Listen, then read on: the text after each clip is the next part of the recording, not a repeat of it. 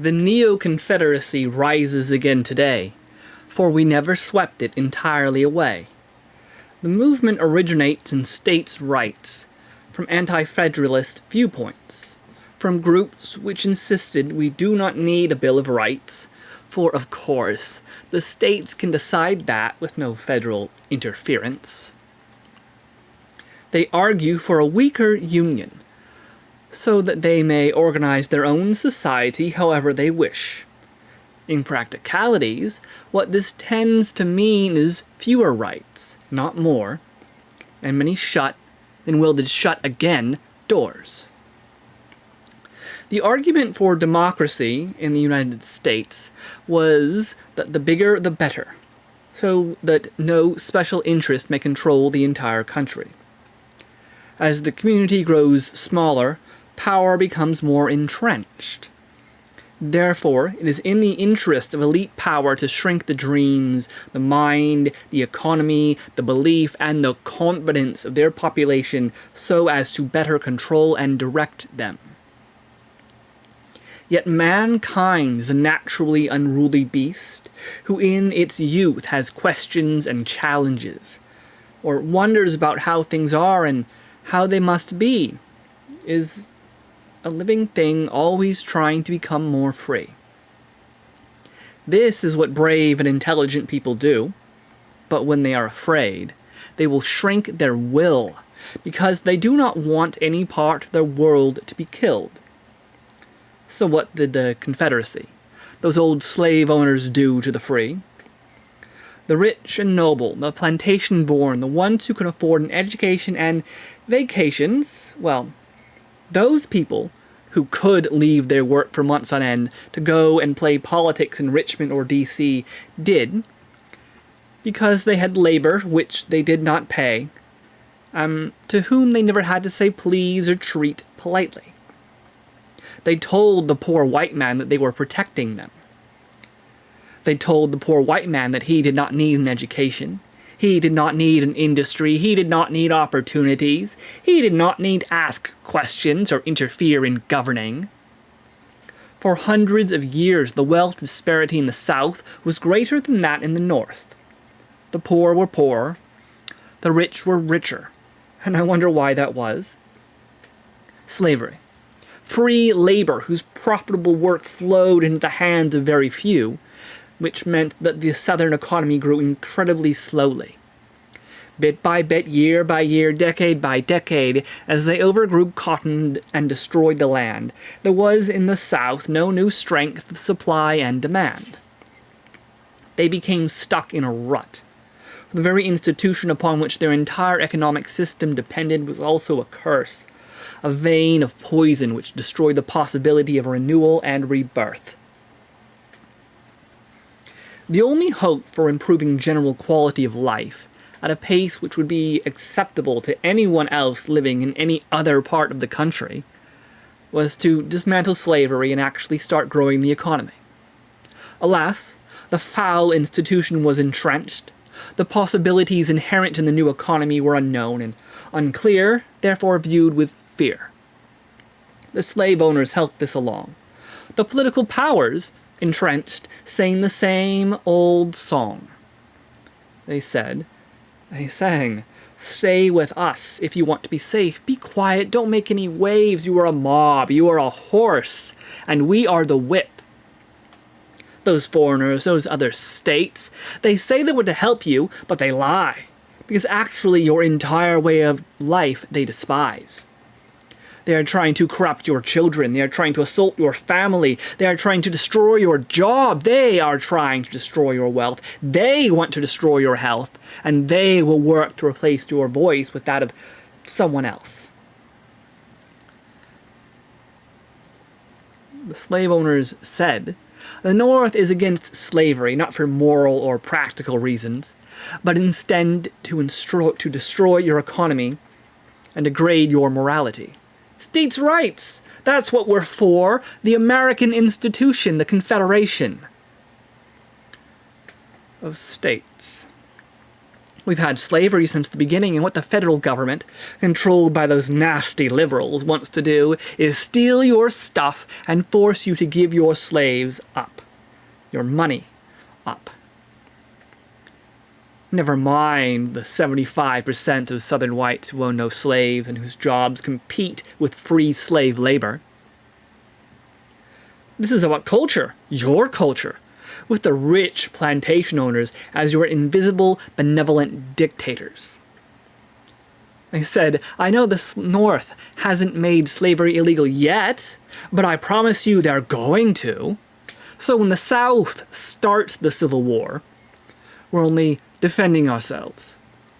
I know that hundreds of thousands of poor whites will die in order to ensure I remain rich and in charge, but that is a price I am willing to pay, because our culture and history says that is the way things should be in this land where all you folk think you are free. 100 years later, as Martin Luther marches down the street, they tell the same story. Segregation is how things are meant to be.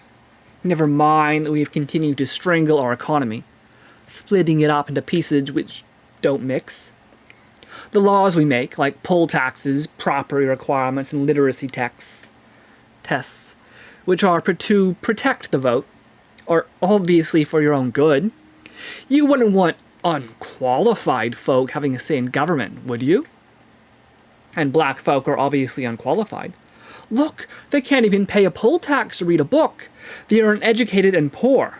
I mean, there's a bunch of poor and uneducated white folk too who also can't vote because of that. But really, that's not important. They don't matter anyway. Let's focus on the main issue we tell you about. We apply the laws equally to everybody, and that is obviously inherently fair. If your eyes or the eyes of the Supreme Court see something wrong in that idea, then you can always vote to change it, if, of course, your vote mattered. Today, again, it's not like your vote matters anyway. You're going to vote on party lines, so the elites, the chosen, are going to make up your mind for you. Money talks, crap walks, as it always has, and as it was, of course, meant to be. Listen to the news. Listen to what we tell you, because you don't have to do your own research. We make it easy. We're trying to help you, because all those other people you've never met are trying to take away your guns, your jobs, your livelihood. They are trying to corrupt your children, who are obviously weak and unprepared for this evil world. They aren't like you. The youth of today are weak and easily distracted, easily influenced by those foreign and liberal ideas about gender, healthcare, immigration reform, voting rights, foreign adventurism, anti-capitalism, DEI. After all, your children don't have the capacity to make up their own minds. They don't have the moral strength to read a book when they're young and reject it because they think it's wrong. You have to look after them. You have to protect them from ideas. The way things have been is the way things are always supposed to be. Look at the ruling on abortion. The states get to decide for themselves if it's illegal or not. All we're doing is going back to how it was. You don't need a federal Bill of Rights because the states look after their own.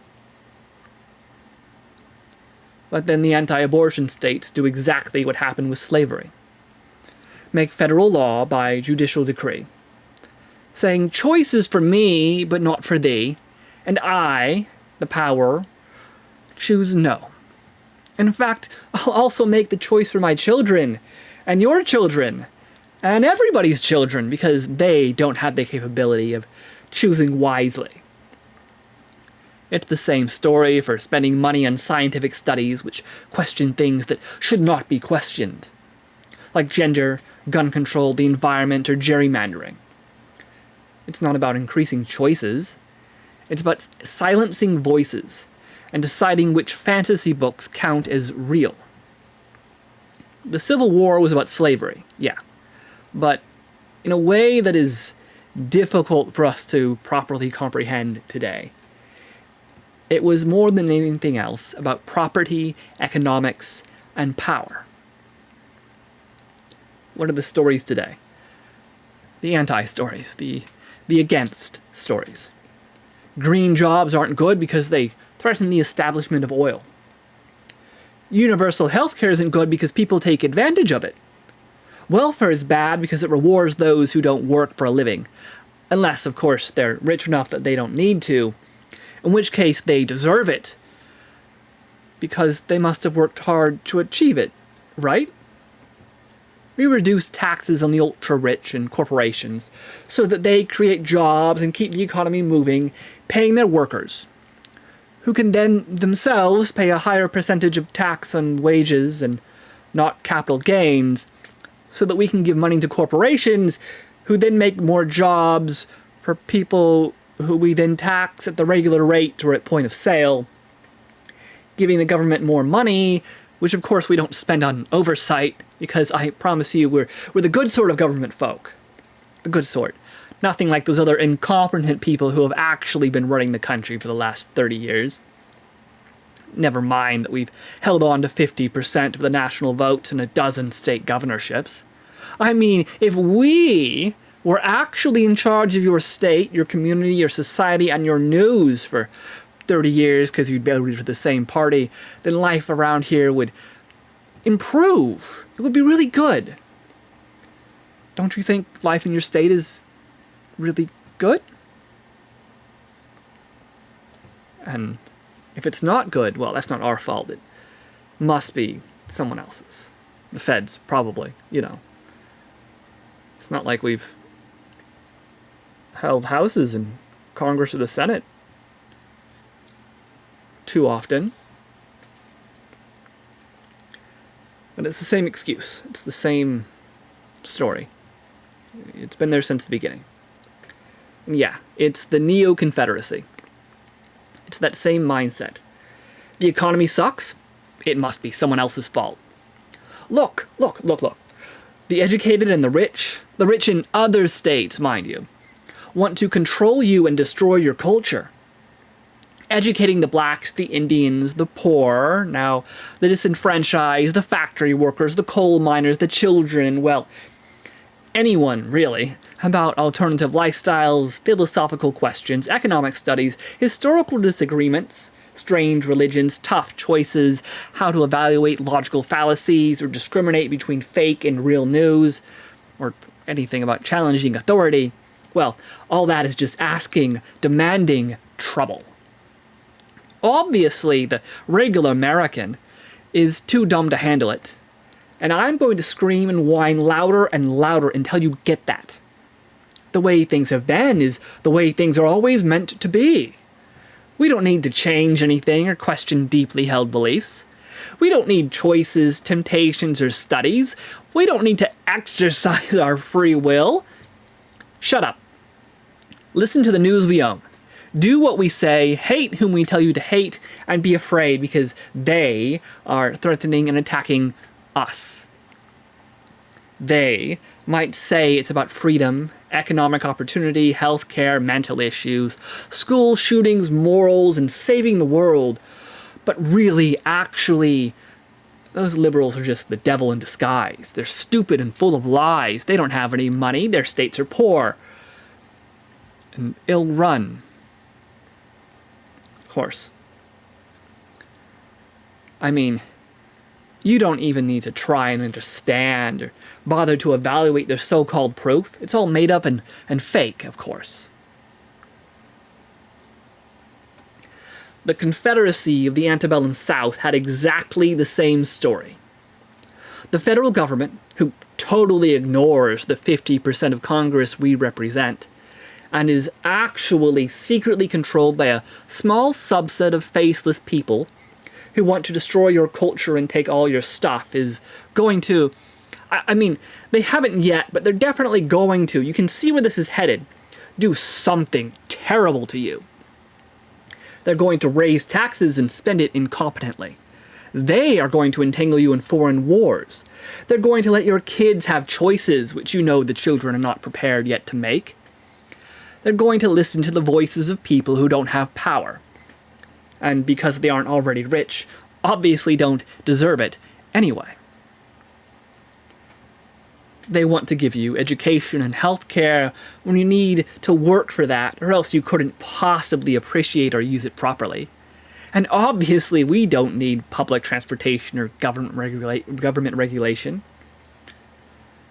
I mean, look around you. Things are just fine the way they are. Why would you ever want that to change? If you think things have gotten worse, well, then look at who's in charge. We might control or have only 45% of your House, your Senate, your governorships, your factories, your police, your courthouses, your history books. But really, I know I've mentioned a lot in those books, but it's only been a few dozen years that we've actually had any power. If things keep getting worse, if your life isn't as good or as hopeful as that of your parents and grandparents, then obviously we aren't in charge. Because if we were, then everything would be better. It's not like we actually make the laws or determine how government money is spent. After all, we're just the right-wing states. And look, haven't they all for the last 30 years been doing great?